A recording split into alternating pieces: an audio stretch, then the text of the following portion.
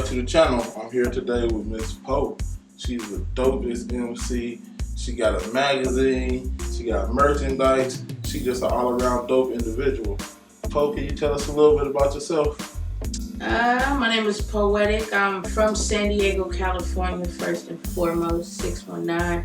To the 916, I went to college up in Sacramento, California, Sac State, Hornet alumni, he did. I'm an artist. I sing, I rap, I do poetry, as well as do graphics and photography and video. My major in school is journalism, and that's where the whole magazine came about, Poetic University. I don't know if you can see the shirt. But yeah, so I have my hands in a lot of little things. I'm just artistic, so however I could express myself through whichever facet I do. That's what's up, Poe. Can you give everybody your social media links? You can find me at I Am Poetic. Wherever there's an I, put two of them. So IAMPOETIIC. That's on Instagram, on Facebook. You can put IamPoetic.com.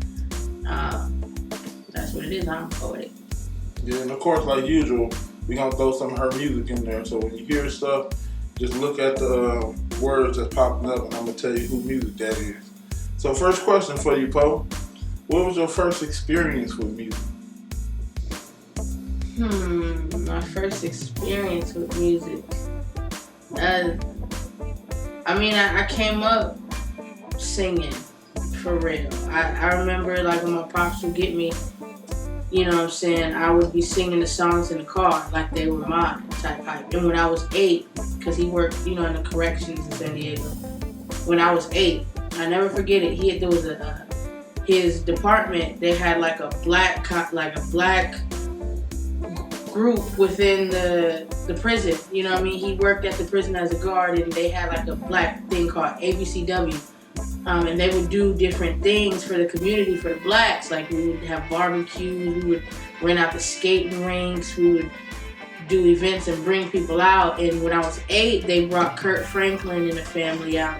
That's my boy. They brought Kurt Franklin and the fam out, and then I was able to sing. And I remember I sang Monica. Which song was it? And this was back before. Dang, and I feel old as I say that, but this is before you could just Google the lyrics, and you had the cassettes, and you had to listen and then rewind and write. Well, I would listen to it, rewind, and write the words that I think. So I know half of the song I probably wasn't even saying the right thing because I thought it said whatever. But when I was 8, I performed before Kurt Franklin and the family at this fashion show or this event that they did, and that's the beginning. I did little stuff at home, but that was like the first, when I was 8, the first time I performed, and was like, oh, I like this, you know what I mean? Nothing but you vibes, yeah. Giving that unlimited vibe, yeah. You feeling that unlimited vibe, yeah. Feeling good like tonight is your night, yeah. VIP is nothing but you vibes, yeah. Unlimited vibes, that's all they accept, that's all I give, boy. Come through to my crib, boy. Every room a different vibe. What you looking for? Keep saying the right things, that's gonna mean you get took on tour.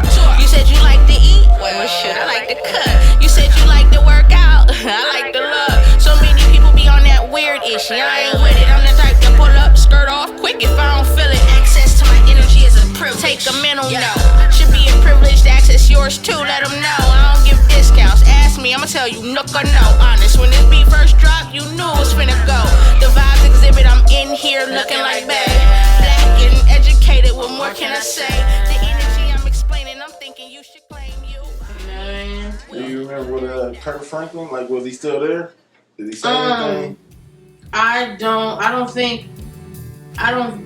remember if he's in particular said anything.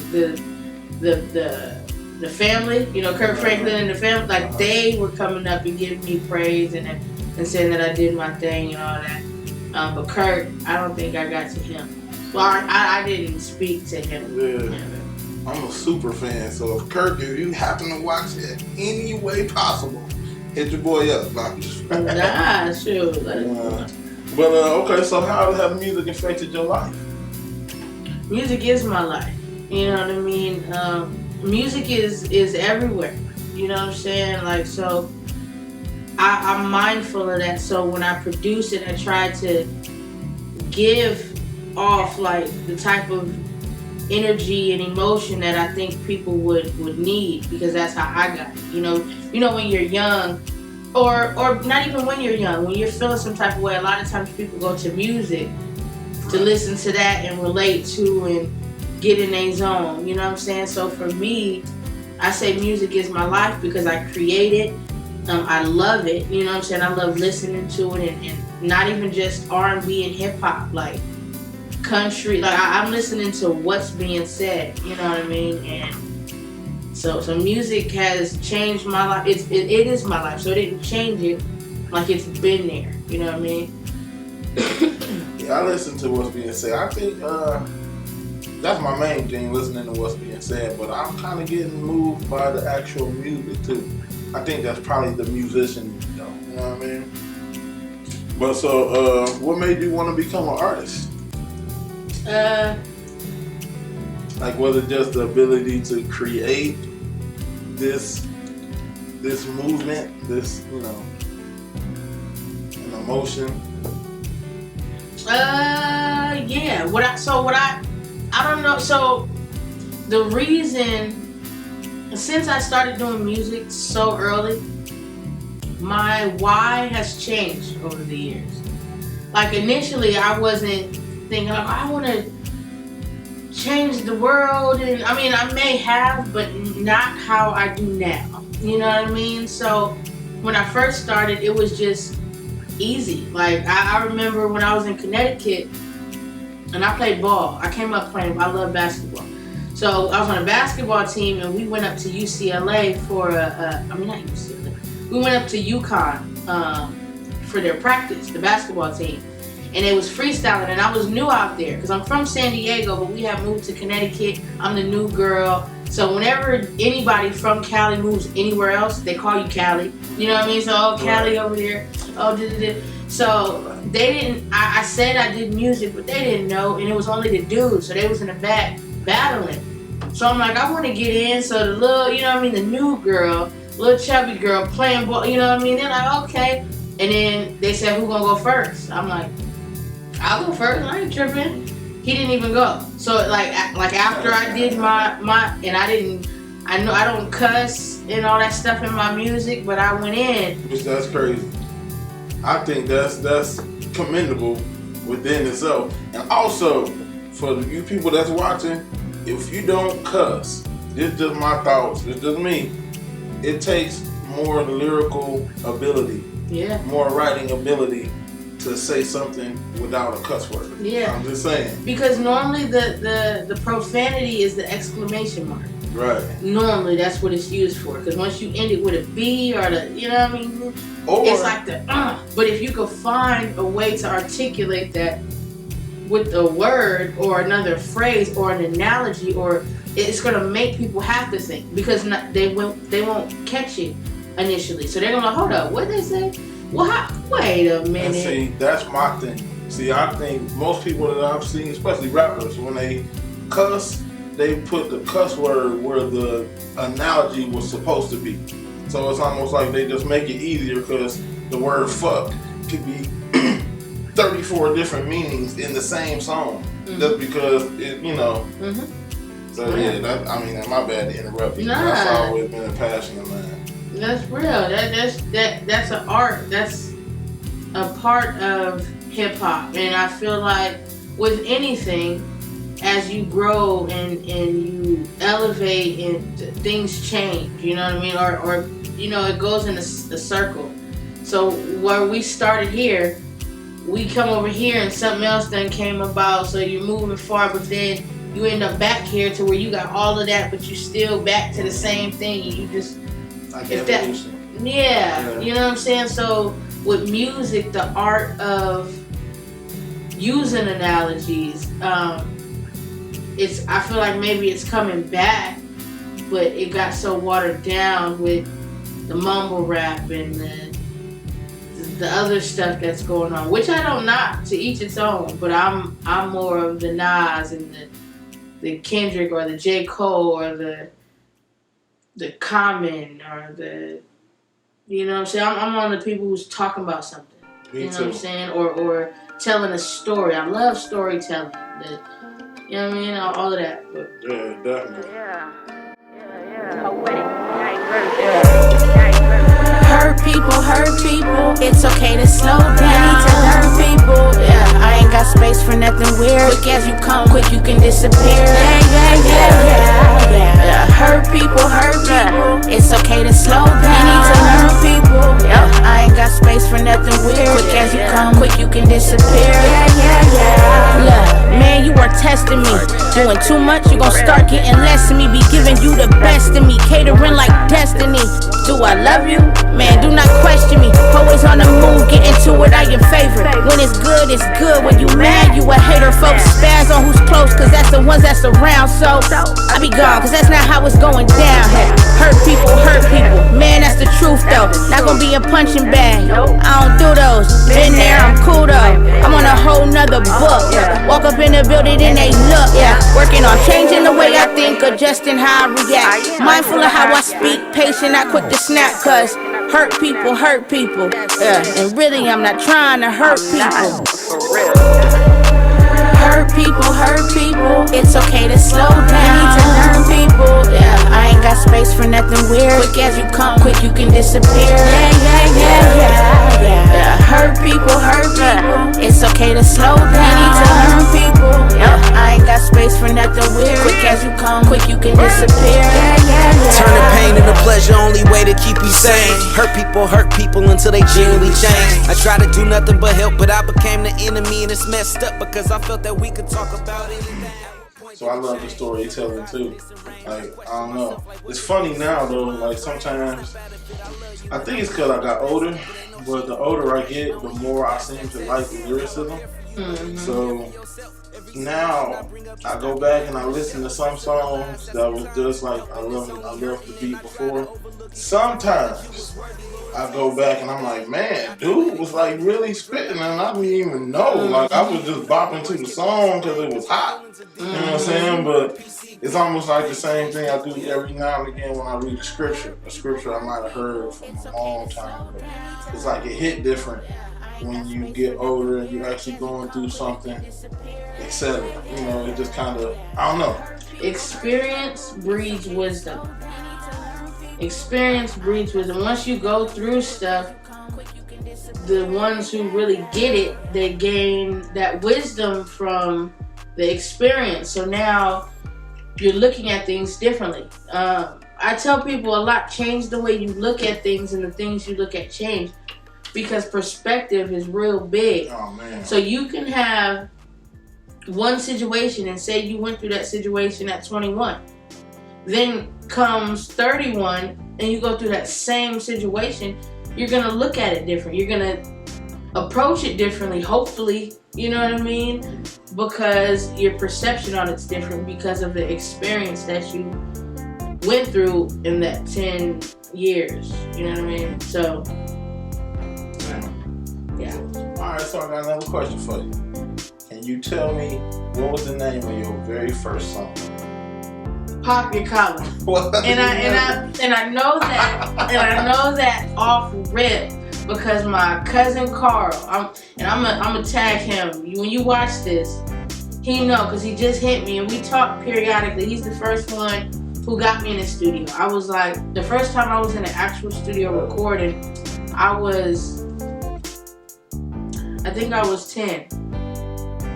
I think I was maybe 9 or 10, maybe. And my name was Baby Girl back then. When I first started at 9 or 10, my stage name was Baby Girl. And my first song recorded was Pop Your Collar. And I remember that though because he just texted me not too long ago, said he still got the song and he's holding it hostage. Word. But I was saying, like, I sounded like a little kid. It's just crazy. When I hear my old stuff, I was like, why people tell me they like that? Why? Shout out to cousin Carl though for putting the mic in her hand. Yeah, he Ain't had that the crazy? studio set up like how I have it now. He had it then. He let me come in and do my thing. I wrote it. It's not something he wrote. He let me just do what I felt. He made the beat, you know what I'm saying? And I was like, all right, you know what I mean? See? And look at that little seed that he planted and look what it grown into. Yeah, straight up. That's crazy. So check it out. If you never made $1 from music, would you still do it? Yeah, I don't make $1 for. So I feel like. So here's the thing: music. It's a business. You know what I mean? Everything is a business. So when you say if you never made $1 off of music, are you talking about off of the words and melodies and me singing like that? Mm-hmm. You don't. I look at it like that is your promotion. You don't really get too much money off of the music. You're getting money off of your celebrity. So your songs are like your marketing tool. If you make you a dope song and mad people feel it, that's getting your acknowledgement up. And you may eat off of the views, but it's the views and the streams and the merchandise that you put out. You know what I mean? So if you making a song and then they feeling you, and then you're like, oh, I got these hats popping now, and your song is called Boss Up, and you make these Boss Up hats. So now people want to get the hat because they like the song, and that's where the money's coming from. So I don't look at it as I'm making dollars off the music necessarily right now. I get paid off of my shirts, off of people rock with me. So if people rock with you, they're gonna support you. So you could be everything that I push. If I say I'm dropping a book next week, people is finna cop that book because they respect me and they respect my hustle. If I say, look, I got wristbands that say whatever, you know what I mean, for $3, people buying. Let me get 3.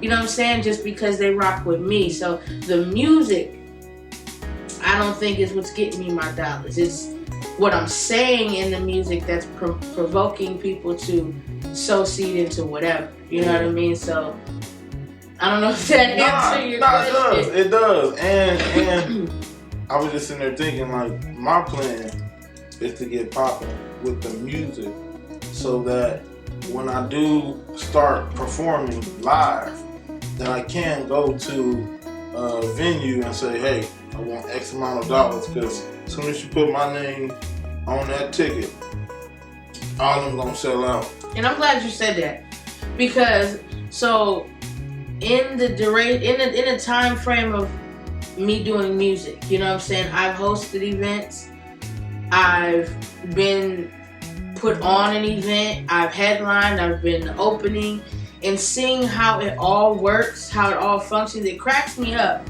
when people want to get paid for something, but they can't bring nobody out. You know what I mean? Like, that's what it's about. If you put Usher on the flyer and say he's gonna be here, it's gonna sell off top. So off top, you gotta pay him because you know his name's gonna sell. When you get these artists coming up and you're like, hey, we're doing a show, you know what I'm saying, you wanna rock, how much am I getting? Well, how many people you bringing? You know what I'm saying? So when I host events, I got to the point where it's like, all right, create a guest list, and I'll give you a percentage of every ticket you sell. You know what I mean? So if tickets is 20, and I'm giving you, you know what I'm saying, however much off of that, if you get 20 people to come, you eating. You know what I'm saying? But people don't know how to, and I'm providing all the marketing materials. I'm creating a flyer, a commercial, just push it, just do it. You know what I'm saying? Like, so to those who always be wanting to get paid off of a show off top, you should probably prove and show that you could bring people. You know what I'm saying? Like the Monique argument.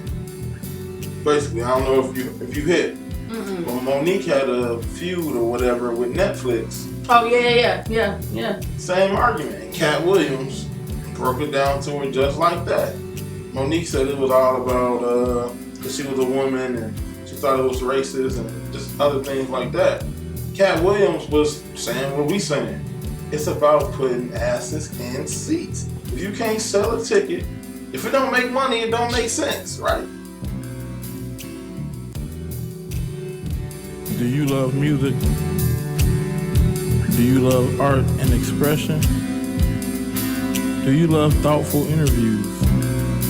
Well, subscribe now.